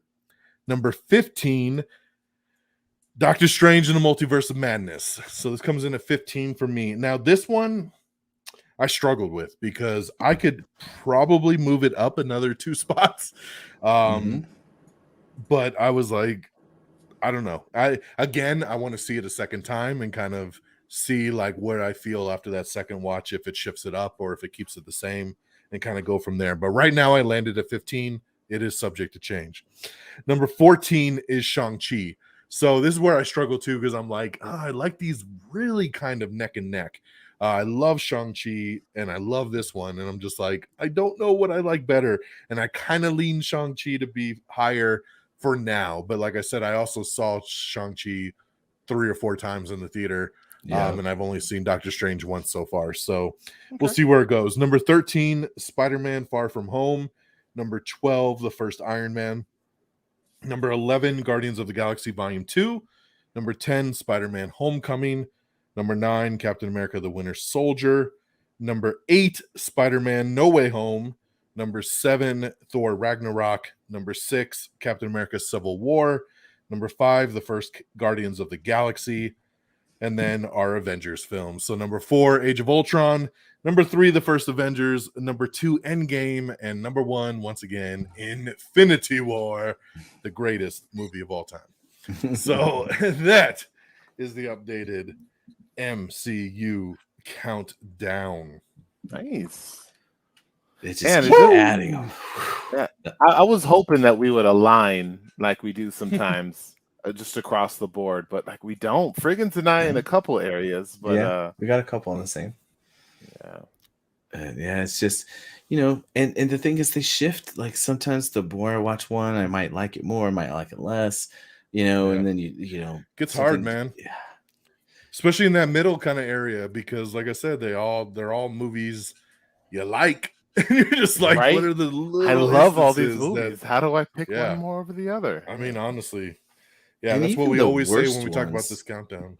I was gonna say, even the worst ones aren't that bad either. No, they're still decent. I'll watch any of these. Yeah, exactly. I mean, that's the thing, is that we say it every time we do this countdown. Is like, just because it's in the bottom tier doesn't mean it sucks. It just something's got to be down there when you do a countdown. You just never know where it's gonna be. And I'm glad Amanda agrees that Infinity War is number 1. Only Fred picks Endgame over Infinity War. I like Endgame. I like the cap. Endgame's great. That's why it's number 2. But, yeah, exactly. I don't like it when the bad guys win. All right, guys. Well, that is our podcast. Thank you so much for joining us here for this special Am I Still in the Air? Doctor Strange and the Multiverse of Madness spoiler reviews. So let's go around the horn and make sure that you know where to follow everybody and keep up with all the good peoples here. So we'll start over with my boy Frigginz. Where they got you? Well, I try and make it as simple as possible. You can find me on Twitter. You can find me on Instagram. You can find me on Letterboxd if you want to see all the crazy lists that I have. All at Frigginz. That's Frigginz. Frigginz with a Z. And I pop up here and there on Am I Still on the Air here at reddragonsradio.com, as well as the People's Forum with Peeps over there. And hopefully we'll have something else cooking up here pretty soon to chat about. So hopefully I get to chat with y'all again in the very near future. Yes, sir. Yes, sir. Cooking it up. All right, Peeps. Yo, well, as Frigginz just so lovely mentioned a couple times, I do have my own podcast called The People's Forum, PEEPLES. I'm on the Twitters, number 4, my people. See, it's right down there. It's that at the Twitters. Unfortunately, I guess they're taking the podcasts off Facebook, which I don't really think was a big thing Yeah, at that all, lasted but... a whole 2 months. Yeah, right. So, but I definitely on the on the iTunes, on the Google Podcasts, on Spotify, if that's your platform of choice. So yeah, I have a new episode every Monday. I try to get other little review episodes out there. Haven't been able to do that lately, but as the dude said, hopefully I can get both of them on, and we can talk a little bit about another Marvel property that recently wrapped up. So yeah, we'll see. We head into the Disney Plus land, baby. Oh, here we go. Oh, Check it out, check yeah. it out. All right, so check out all the podcasts over there on reddragonsradio.com, all one word there. Follow on Twitter at Red Dragons Radio so you can always know what's going down. And of course, for here, follow the show Am I on the Air? Right down there, like we said, all one word, Am I on the Air? You can follow me directly at DONMEGA. And of course, you can see on the very bottom ticker there our official website, the Facebook, the Twitter, the Instagram, the TikTok, all the special stuff. We're streaming on all your favorite podcast platforms, so make sure you check it out, whatever is simpler for you. Of course, we always have the audio podcast. We love doing the video podcast here when we do the Am I Still on the Airs. And of course, the regular show airs every Monday night, usually also, where we bring you the latest and greatest in entertainment news, television, movies, and reviews. We break it all down for you on Am I on the Air, so make sure you check it out there and subscribe to that. So once again, that'll do it for us here tonight, as we are so happy that you joined us for the Am I Still on the Air? Doctor Strange and the Multiverse of Madness spoiler review. And man, I guess we'll be back in about 2 months now for Thor Love and Thunder, baby. I'm so excited. My most anticipated movie of the year. I am ready to go, and I'm ready for my next MCU interaction. So let's wait do to it. see the drop the hammer. Also ready to hear Want how me to put the hammer down? Also ready to hear how disappointed you will be at the throwaway end credit scene that they'll have on it. Oh yeah, it's gonna be terrible. Probably will be. Another Jeff Goldblum aimlessly wandering around. And one more special shout out to everyone that joined us in the chat here this evening. We appreciated chatting with you along the way. Thank you. Yeah, thanks guys. Hell yeah. Thank you as always for everybody that stuck with us for the whole 2 hours.